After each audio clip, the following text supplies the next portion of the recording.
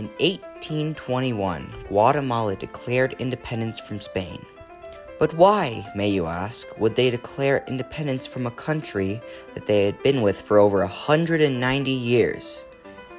In this documentary, I will describe the push and pull factors, important historical figures, and what happened after Guatemala declared independence.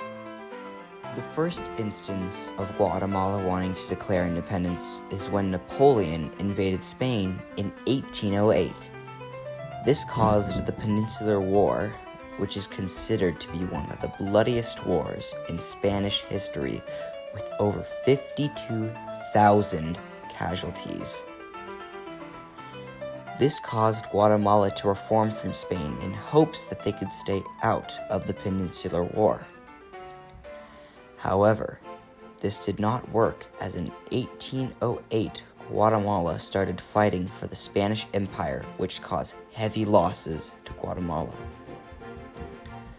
The second instance of this was when Ferdinand VII was reintroduced to the Spanish throne in 1814. Spain signed the Spanish Constitution in 1812. The Spanish Constitution made Spain a constitutional monarchy which introduced representative government and more liberal ideas.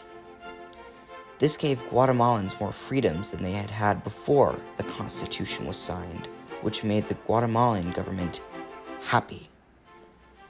However, when the Peninsular War ended in 1814 and Ferdinand VII was restored to the throne, he reinstated complete monarchy and abolished the 1812 Spanish Constitution.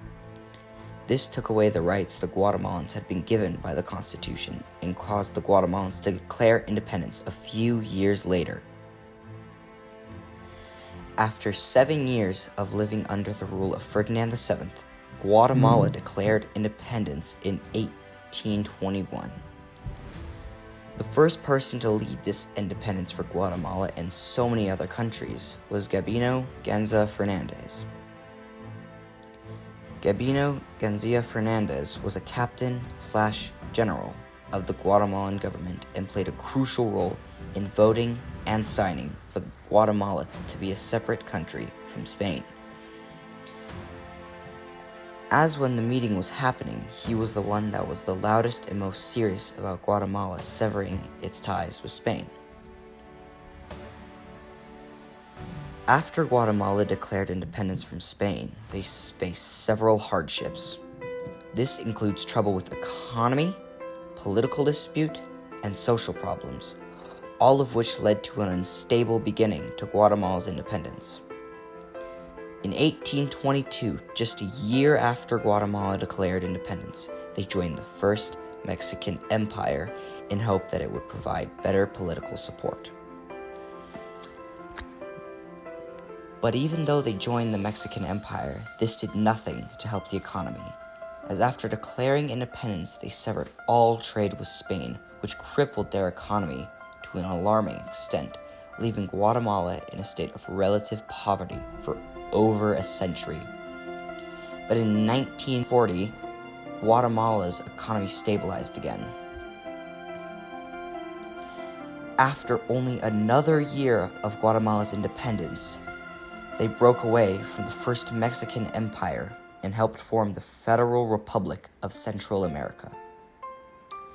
This republic basically formed all of the countries like El Salvador, Honduras, Nicaragua, and Costa Rica that had declared independence from Spain together in 1821, establish a unified nation.